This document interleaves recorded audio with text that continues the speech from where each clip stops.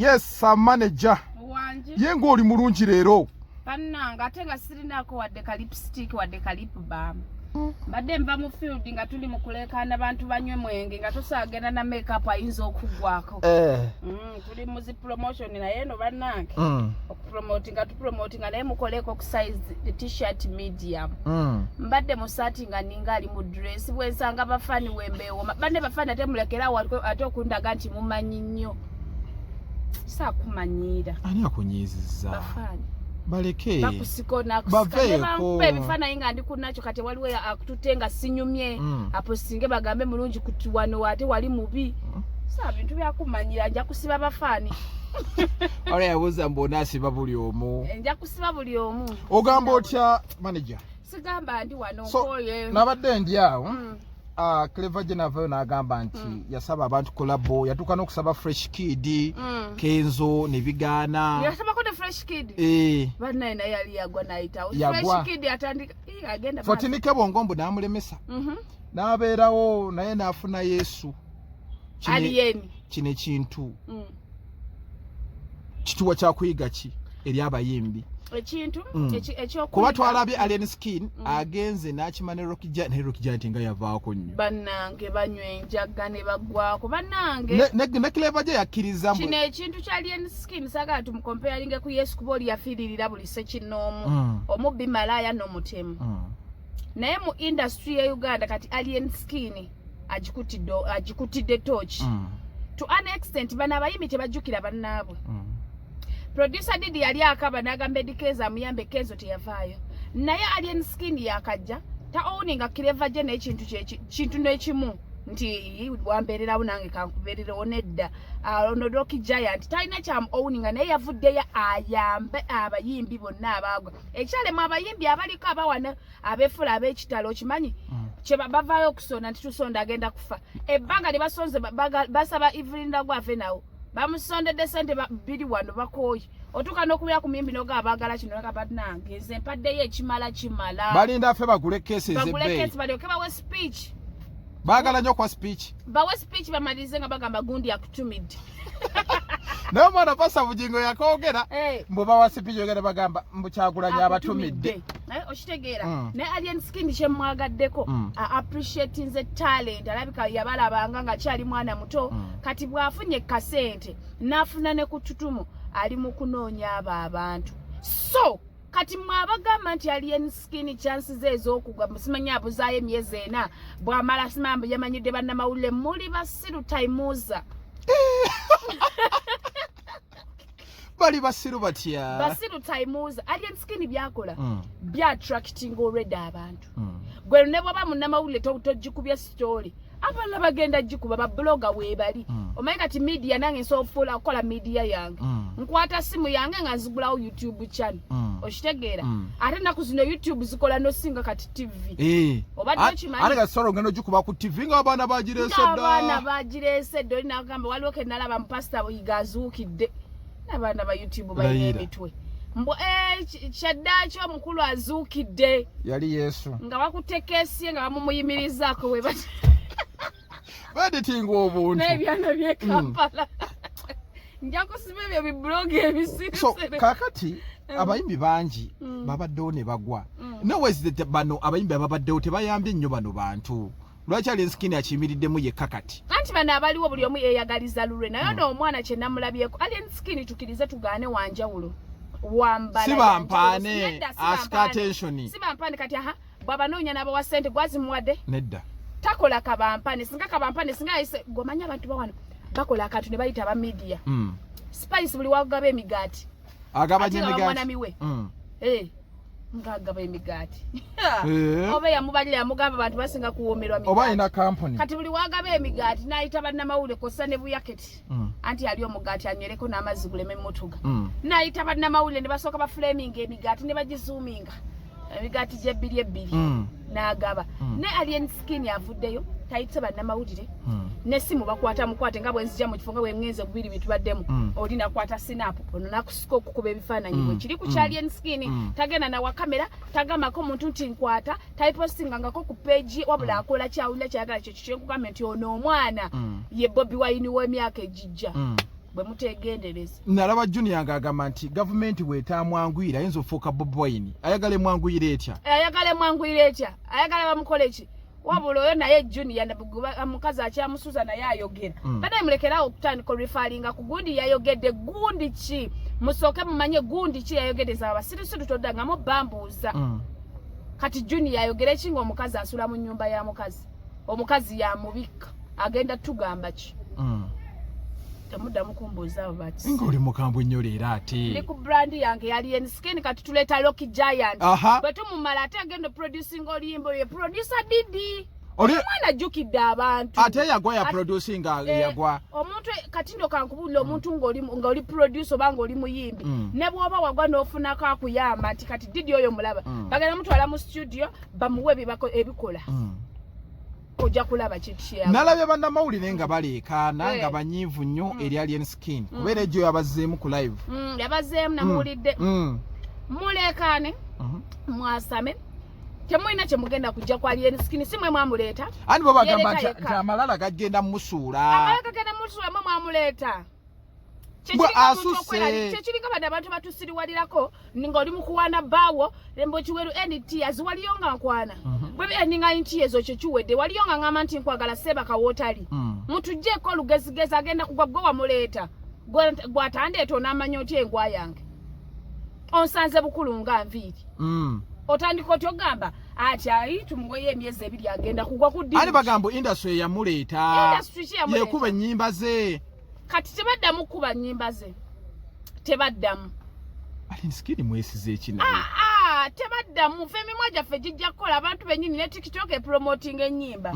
tebaddamu kola ki naye kati bano abayimbi bayamba be banaddayo kuba ye akoze kyakoze kuba kolaba wagiwuliddeko nagiwulidde eri etya manyi naye mwana alina amutwala mu kikiri naye okimanyi omwana oyo alina eddoboozi Alien yayimbye bulungi omuwulidde bagende mu kikiri bazine oba natuukire wakanga yenna agonzi yoyinza zina naye n'atagonda naye abadde bagondera mugundi omwo mabaala omwo mabaala nalabye performance ye baabaddeyo kapeeka mwabadde naye pagundi Alien gwe kyoba omanya ate kye namwagaddeko awa abantu abako respect walabye gundi we yazze n'avaayo n'adda wansi n'amuleka kireva gye respect ine bisendera ko oyo mwana tebamutegeera abantu bamujajingireyo ne bana ba media nti bajja abindo bebamanyiza smart propaganda gye bateekawo nti iyo omuntu wabali ku interview kwata simu nti iyo omuntu wabera ku omuntu alina vuma bannamawulire omanyi twateekawo ko amateeka agafa agatufuga ng'abantu ne twelabira nti amateeka go wateeka omulimu abatagenda gakola nga bwe wawulira abasiru baavaayo b'abantu ne bakola listi amateeka ga social media mbu tolumba ono tolumba omwana we tolumba mukyala wo kitegeera kati gwe bw'oteekawo listi nze tenkwatako kati kyamawulire gateekawo nti bw'oba ku interview muyimbi tolina kukwata simu kati abayimbi bonna newe bakikubye babibikira olumu n'ebyana baabwe nga baana balwadde nga babakubira ate nze nsula n'ogikwata avudde kabadabi mwana jawantama kati obadde okola kale bamala mu kamanyiro mbadde bamala mu kamanyiro mbadde ngenda gikwata muleme kubako kye munkola simu yange gwanjagalako ekintu kati oyagala kunjoogamu ati kyekyo kyenkugamba Alien Skin abannamawulire abajja bamugirako oyo mwana yabadde akwana na Alien Skin bali tokimanyi bwamusonseka enamba omusajja amugamba ndeka bakwana banaye bapulisenta mulekerawo okwana abayimbi yabadde akwana Alien Skin mbwamuwe perfume zange ziyabadde andeetedde manager kino kirekawo abayimbi abanene kati nga Kenzo omuntu akusabye kolebo neweefuula busy neweefuula busy mbu siriiwo fresh kid kibalekawa kiba kyakuyiga ki olwo tutunuulira ensonga tuzingira dip waali waali kyetuba tulina okumanya abo abayimbi abalaba webategendereza bagenda kuzuukuka bwe bati nga Alien Skin yabadduseeko dda kati bakyamutwala nga fala abala bayambala vesti ne chaini z'embwa ne bagamba nti ono wewe Ejoogo bagenda okutemya bwe bati baagala omukwata abakuba akakule ko agambe kati amukoga neno n'omukazi alekanda ebyo ebintu naye taba mwangu nazina amazina gali eniski bannange nakola ati obukono abugira bwati alinga akuba entongoli n'ebikazi gyebiri ebitategeera alien skin kyakola nana amalako abantu bano nga babeetaaga ensimbi ajja kumalako naye kyetwagala alien skin njagala ayambe neterabira nti abantu balogo bayinza okumuloga ate kyova yayimba abatuloga okimanyi bagamba mbu Didi baloga muloge okibiiroga wajja n'eddogoli ate nekirala oyinza okuyamba abo ate n'atuuka n'akwefuulira anti tolaba ebintu bya statia nga bw'olaba gundi onaani kiutikaye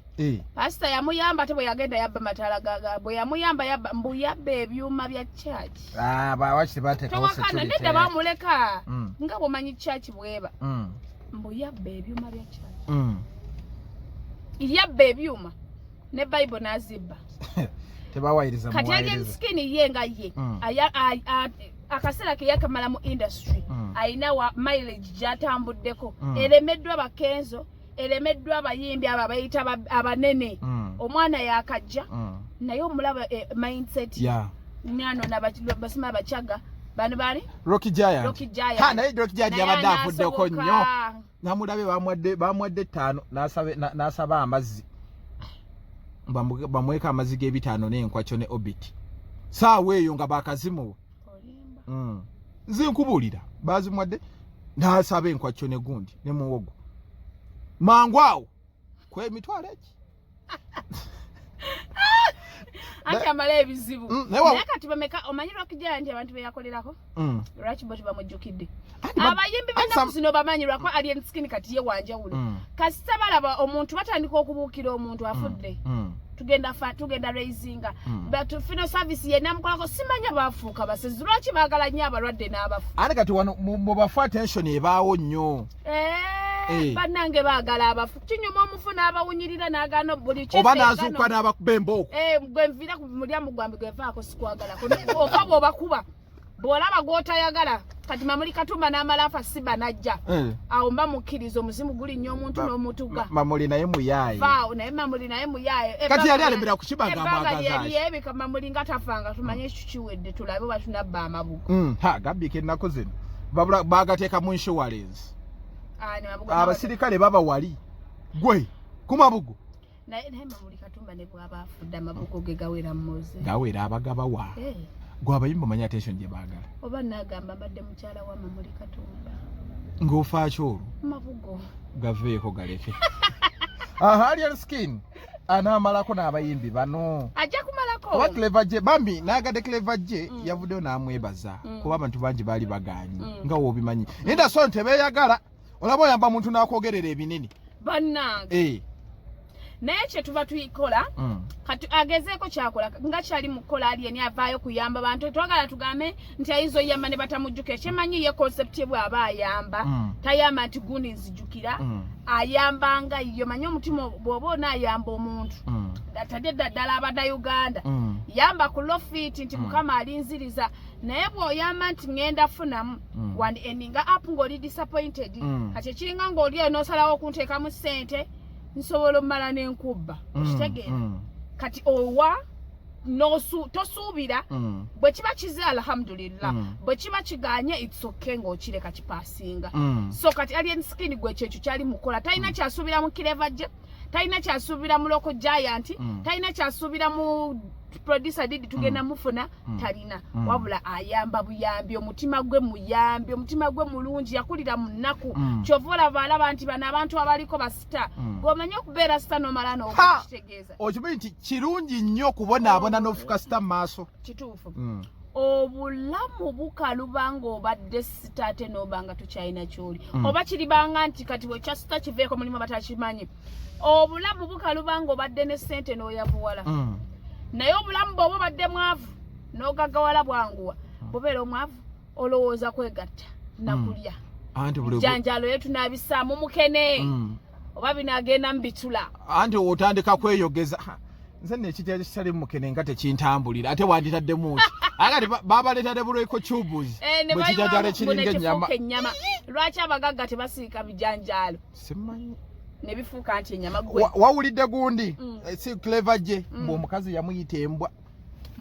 mukazi we okimanyi nti embeera embi ekumanyizisa omukazi naye ebigambo bino bw'oba tuyagala yisibwamu maaso ng'oli musajja kola ssente ate bw'oba tonnafuna ssente tubadde tukusaba bambi mu bwetaavu mu bwewombeefu tokwana kati omusajja omwavu okwana ogenda waaki omukazi laavu ki okimanyi laavu ye ssente nsabuliwonsuulirira mu wiiki nosifunayo ka you have received money nga nnoonyayo kikuuzi owokubiri ng'akuyambako naye n'omukazi yakola by'omuvuma embwa yalina omuvuma embwa ate bwe yandiruddewo yandimwiseeko ne puusi ate ezo omuvumako embwa n'otamuta kamya n'agiyita mu luzungu you look like a cat gwe kimose wangi omusajja yenna gundi alina omukazi aliyeni batabukane mukyala we nga nedda nalabye kingifa ng'agamba ate embwa aliyeni yabbye mukazi we onayemba kisajja ngenda kukisiba kyali kyesiba ku mwana wa Grace si yoyo kufaanagana amulenkanenya kokonyo ayimba atya akakavubuka kwagwe nawe eddaluka ayimba atya amwenkanenya kokonyo oyo mubuka yagwe eddalu bali tokimanyi sikimanyi kagwe eddaluka ali amayirungi nati nalabye era mukazi we ng'aliyeni sikini amusitudde aliwa buli omu ali atwala bibye ageni alina omukyala n'abaana embamanyi babiri naye baatabukana baafunamu misunderstanding ono omusajja ayagala yingira industry omukazi tabyagala alaba omusajja alekawo emirimu gy'akola awo ne bafunamu obutakanya n'amuta era bw'oba oyagala eri osobola okutuuka bw'ogenda genda osuleyo lwaki music industry ono gwe balaba aliko gwe babuukirabuukira yaba n'amawulire amabi gwe boogerako naawe kati ate twogere ku station mayanja ali ebweru e Canada naye karo yeeganye ebyokuloga yagambye tannayogerako linnya yebigambye ani yayogedde yavuddeyo napostinga kati kankugambe ebigambo bino kale aleme tufuula baana bato yagambye bw'ati bandoga ddoboozi ne ligenda n'ayogera erinnya yasoose kwogera station nti yamugoba ku stage nadda ku paati y'abandoga kiwedde eyamugoba ku stage yamuloga mwe muwendowooza yammwe lwaki mugatta lwaki yapininze station nti yamugoba ku stage namubuuza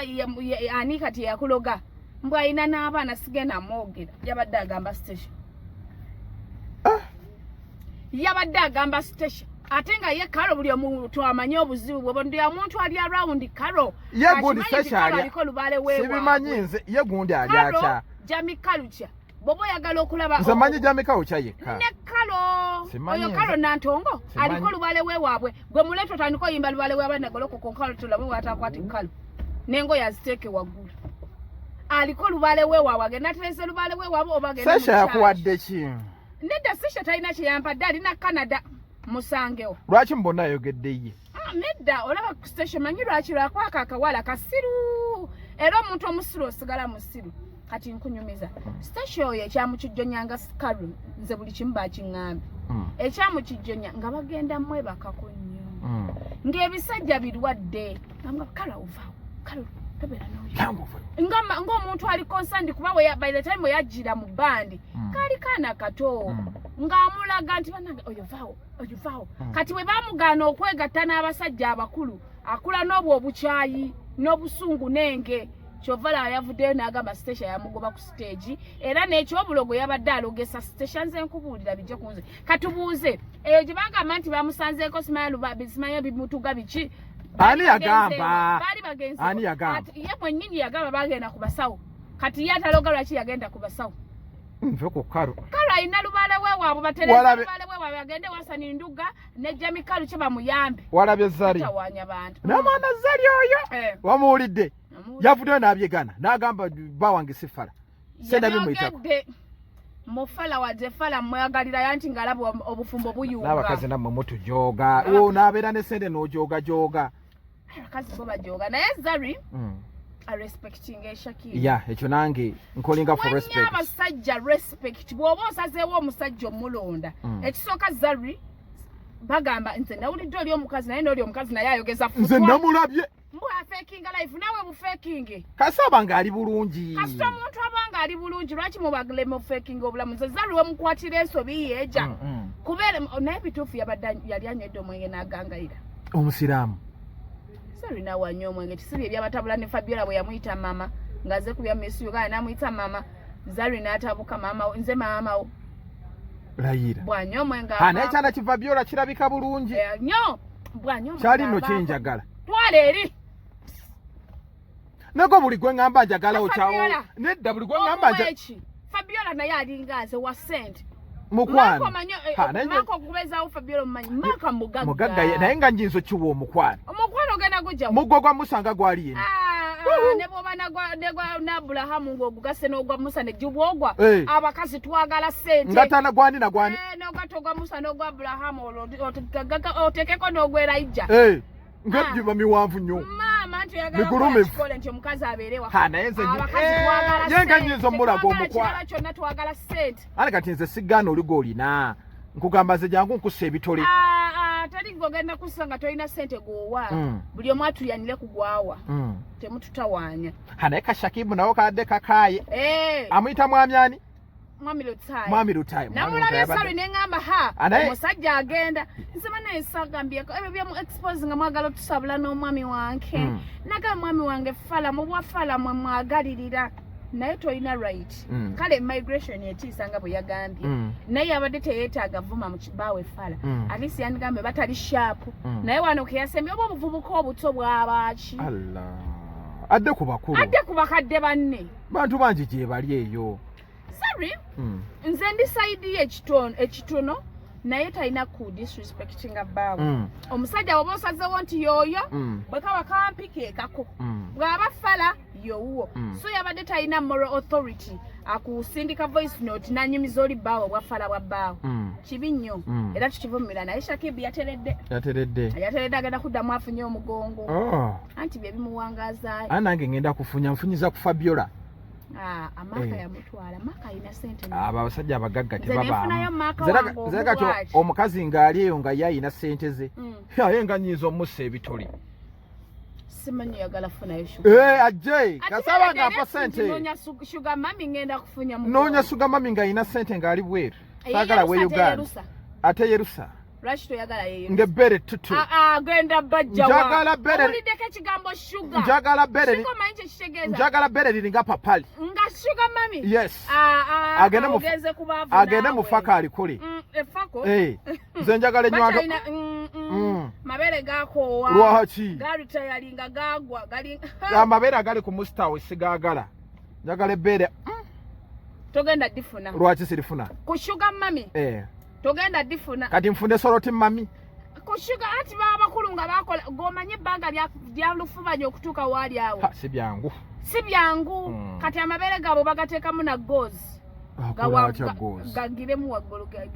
bagateekako buti eno wansi eno bwoti tebakoleddemu bwamala oteekako gozi wansi napangayo bwati gozi naseka kendeega ogenda omulaba olaba ebbeere kumbe ebbeere liringa papaali ogenda okujjako ekigozi kyekisooka ngaligira ebbeere ne livunama bannaye nobadde mpulira akatambi ka pritindiko lwaki abaana lwaki bawayiriza omwana mbwakolaki mbwakatambi mbu nga bali mu kinako oyo mwana buli kimu kisuubira naye nze kyensabasobola kikola bamuleke ani amuliko kambuuze bantu okimanyi babuloga beefudde ekinene nedda babloga kyebalaba kyebagenda oleeta oba media kyeraba kyegenda oleeta kyolaga abantu kyebavaayo ne bakulwanisa nakyo kati bw'aba yakibalaze akibawe nze ebbanga limaze mu media ttono naye teri amanyi baganda bange teri amanyi bba wange lwakuba olumu era mba mbakyusanga engo yanyiiza nga agenda teweeguya teri amumanyi ne bw'osalawo kunvuma ogenda kunvuma nzijeko naye kyowa media kyekuwanze kati nze ndi expose buli omu asobola buli omu akuvuma buli okushegera naye abange bempuliramu emirembe abantu bange omwami wange teri akola ki teri amumanyi kati Nikola bw'avaayo n'atulaga omulenzi we bwekwatirira mu mabeere ate yabadde yeye tasobola kukola kintu era kyensaba ne gundi looya ate oli omuwala tebamutaawa kye yamukuba bakuba segeju bakuba muyaye kibandana nange nga baba mute kimumala bamute so nga tumaliriza tumalize n'ensonga ya Lenskin teeka ki eziriwo ku bayimbi bano bayamba anaasobola balina kukola kinga mbatadde mu group yambe Fangoni Forest ekiriwo tugenda kuddamu tukola ekivulu Kenzo watimbira date mumuteekeko tumuteekeko kati abo bonna abayimbi betugenda onnoonya be bagenda okuyimba abayimbi bonna abagwa gwe kakkana bwe bokimanyi wagwango ine ennaku baakuloga tula wansi tula wansi naba mukoke ennaku zino enkuba etonya kuba tulinza okunona abayimbi ate ne tukuwera ow'ennaku zino akyakola nga asusse anti abamu bipampa abamu bipampa emyala giringa emyala kondomu buli kimu nno omusajja asuula kondomu mukoka azisuulewa simanyi naye tosobola kusuula ku bw'ogisuula mu toyitoyi zoonooneka ezenkoma zino eza bulijjo ze basima n'obukooma zoonooneka wa gwe mpozi toyi zaffe ezebbeeyi zino zigonde eza flashing zantama n'omusajja asuula kondomu mu nkuba azisuulewa simanyi naye tulina zisuula mu nkuba bana nina Rose ne Dadandre zigende nga zikulukutira zigende ate bakyagala ki bagenda bakaabira mu mazzi babateekewa no bugali mpitawa bagateekewa bagateeke mu bakazi bakazi baagala embuto bamire ebiweke walabye Dadandre ne nina Rose abo baleka era bagenda maliriza beekyayi naye byaddala mubya bayina n'akayimba Smart Fertilizer abasiru oba oli omuwanvu yanonera kikumumpi Smart Dadandre yaganira ddala okwekebera yekebere ki obulwadde obwajja mwagala ki bibakwatirako kati gundi ekyamu kyayisa oli omukulu yagana okwekebera mbu bamugamba yagamba tebagenda kunkuba mpiso ya labbi alabika nina Rose alyoke naye tayagala byonna byampisokisiika naye abakazi batuufu omukazi bw'osalawo ekintu gyogamba kineeno tokivaako nkuweeko ku kinga simanyi status yobwondwaza n'enzira kumpe ate obulwadde obwo buluma ne bumyusa wano emimwa zisobola nampeko olaba omutwe gunnuma nzolaba ompa kyakesho ndina ekinnemera yano mbulako mukama Katonda ansaba tondwaza ate mukama omusaba we weegatta ate nkole ki wako omuntu omu atirisiti naye wajja nabwo obulwadde obwo nakisiraani nze buli we tugenda ku sex tuba tulina okwekebera saakundeetera naye ekigambo ekirala kwegadanga kale kwepiica ekigambo okwepiica kyabanaku nnyo nze sepiica kale nze neegatta gwe walabye gundi ku stage Shakira ne Maulana wakiyegaala wakyakola ebintu ebyo Shakira afaaki yapokamingi ya fesi y'omubi obula omutemako omutwe n'oteekako ogwange mubi aliko ebinnyo nalyako no sente za Shakira ate muvumi ate sigenda zimuddiza nogenda nomanya nti oli mu nsonga ze ez'ekikyala yabaddemu ani yabirabye luno lwoyeekolera mu lwayimpayira olwedda lwerugira lwogera kino lwogera kiri namuve ku mwana nammwe eno bweruti ngali mu nsonga kati gundi lwaki yabadde amusikaasika kati oyo ali mu nsonga lwaki yayambadde akantu bwe kati Rain lwaki adde amugaalira ku stage byebireetera n'abakazi okuwunya obadde okimanyi nti omukazi bw'oba na mu nsonga tonyuma na kwambala mpale kituufu empale eno etuuka ngo ogenda oteekeko okuwunya kw'omukazi ng'omukazi nti osibye mu mpale bazijjamu bawunyanga nseenene kati kubisaamu ng'oli mu nsonga oyambale empale kiyitirire okitegera omukazi yenna ekyo kikazi kikyafu n'obukyafu nalabye obukyafu bwakyo kikyafu tosobola vva ng'oli mu nsonga zo n'oyambala bwoti kyonna kisuubira ate omukazi yenna omuyonjo kiri abasajja mukijje ku nze bw'obeera ne mukazi we n'okisanga kiri mu nsonga nekyambala empale tokiddira ekyo kiba kikyafu mukazi yenna ng'ali mwezi ensonga balina kwambala biteeteeyi ayise empewo olwedde kiri eri okitegeera omusayi guwunya bubi kitegeera naye bw'oyambala sikaati oyise empewo bw'oyambala budresi oyise empewo okitegeera naye nebeyambala bupale ne bukakwata ate abamu tebakyuka nagikozesa olunaku lulamba kale n'osooka olaba ekivundu yategedde ali mu mbeera eyo tetukimunenyezaako kyonna kyaffe bakazi naye we respecting oba kyaguddewo obuguwe bwa nedda ennaku zaffe tuba tuzimanyi nti oba gutandika oba guli makati oba guggwako kitegeera ye munene ye mubi yeyeyelusa mulungi woyo mu ebyo ebingi ffenna batonda mu kifaananyi kya Mukama Katonda tuswazanga abakyala mulekeraawo okutwesittaza mwesittaza abasajja mwesittaza abakyala okimanyi ebintu ebyo edda ng'oyinza n'okukaaba ng'omuntu akulabye kituufu naye kikazi bwe kisitama si yawunya kati okuwunya okwamanaja akuume ate ngenda kati ddembe ly'abakyala kino kijje ku nze ngenda kulwanira ddembe ly'abakyala yatobodde ddembe ly'abakyala ebyo bintu byaffe bya munda tosobola vaayo ng'oyambadde bwoti oli ku musajja omwekubako rayini baŋŋambye nti babadde bagenda fiira ekivundu ku stage kyobola abamugobye nako lwaki abatuswazanga abakyala ku lunaku olwa yidi bahaji ne bahajati bagenze ku basoyisoyi gojja oyambadde bwotyo nga wayiseemu neddadde ensonga zakuyiseeko ngenda yani atuyamba ku nsonga z'abakyala simanyi nakumanya kakuumi